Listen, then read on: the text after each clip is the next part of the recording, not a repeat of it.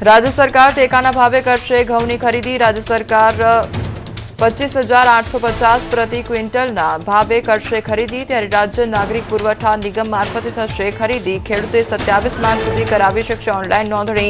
15 મે सुधी कराशे खरीदी। वडोदराना मकरपुरा जेडीसी विस्तारमां लूंटमां नवो खुलासो। खानगी बैंक पासे 2 लाख रूपियानी लूंट नहीं परंतु छेतरपिंडी थई तो 2 इસમોએ યુવકને વાતોમાં ભોળવી રૂપિયા પડાવી લીધા। સીસીટીવીના આધારે આરોપીઓની શોધખોળ શરૂ કરાઈ। અમરેલીમાં કોવાયા નજીક દેખાયું 11 સિંહોનું ટોળું। અજાણ્યા વાહન ચાલકે સિંહનો વિડીયો ઉતારી સોશિયલ મીડિયામાં કર્યો વાયરલ। ખોરાક અને પાણીની શોધમાં સિંહ આવી ચડ્યા હોવાનું અનુમાન। ગુજરાતમાં 4 દિવસ બાદ માવઠાની આગાહી અને 18 અને 19 માર્ચે પડી શકે છે કમોસમી વરસાદ। 18 માર્ચે કચ્છ, બનાસકાંઠા, પાટણમાં વરસાદની શક્યતા તો 19 માર્ચે સૌરાષ્ટ્ર અને દક્ષિણ ગુજરાતના જિલ્લાઓમાં कराई છે માવઠાની આગાહી।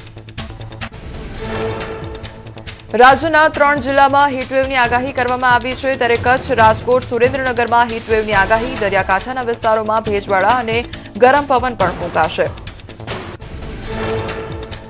હીટવેવને લઈ શિક્ષણ વિભાગનો મહત્વનો પરિપત્ર તો બાળવાટિકાથી લઈ ધોરણ 1 થી 8ના વર્ગો બપોરે 12 વાગ્યા સુધી કરવાની સલાહ। ત્યારે બોર્ડના પરીક્ષાર્થીઓ માટે પરીક્ષા કેન્દ્રો પર ઠંડા પાણી અને આરોગ્યલક્ષી સુવિધા સુનિશ્ચિત કરવા નિર્દેશ આપવામાં આવ્યો।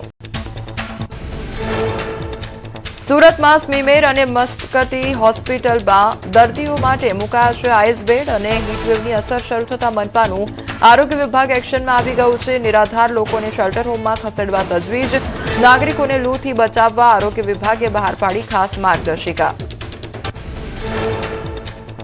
અમરેલીમાં ભીષણ ગરમી વચ્ચે વન્ય પ્રાણીઓની સુરક્ષા માટે વન વિભાગ એક્શનમાં। ખાંભા, સાવરકુંડલા અને તુલસીશ્યામ સહિત 8 રેન્જમાં 250થી વધુ પાણીના પોઈન્ટ કાર્યરત। બીટગાર્ડ ટેન્કર પવનચક્કીથી રોજ ભરે છે પાણીના સ્ત્રોત।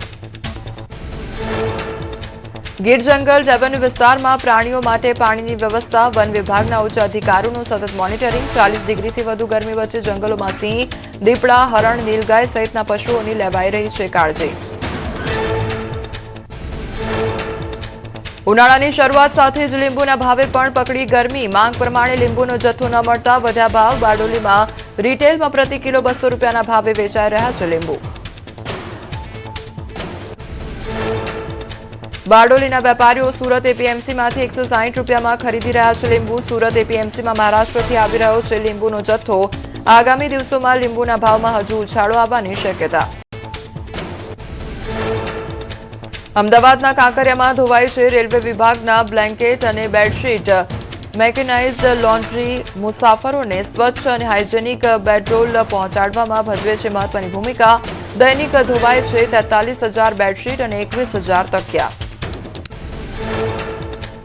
આધુનિક મશીનરીના કારણે મુસાફરોની ફરિયાદોમાં લગભગ 40% ઘટાડો તો પર્યાવરણને ધ્યાને રાખી બોઇલરમાં ઈંધણ તરીકે વપરાય છે મગફળીની છાલ તો ઉપયોગ કર્યા બાદ બેડશીટ અને બ્લેન્કેટ સીટ પર જ છોડી દેવા રેલવે વિભાગની અપીલ।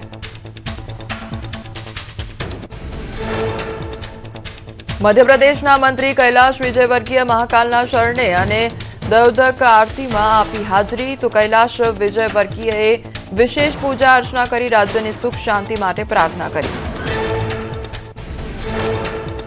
ભરૂચમાં દૂધધારા ડેરી ગ્રાઉન્ડમાં નમોત્સવની ભવ્યતા અને 80 કલાકારોએ મલ્ટીમીડિયા શો દ્વારા પીએમ મોદીની જીવનગાથા કરી રજૂ। ગીત, સંગીત અને નૃત્યના સંગમ સાથે દેશ સેવાની સફર વર્ણવાઈ।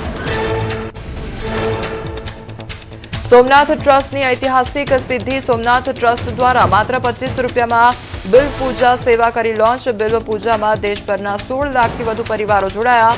1,55,000 પોસ્ટ ઓફિસના નેટવર્ક દ્વારા ભક્તોને મળશે ભસ્મ અને રુદ્રાક્ષ।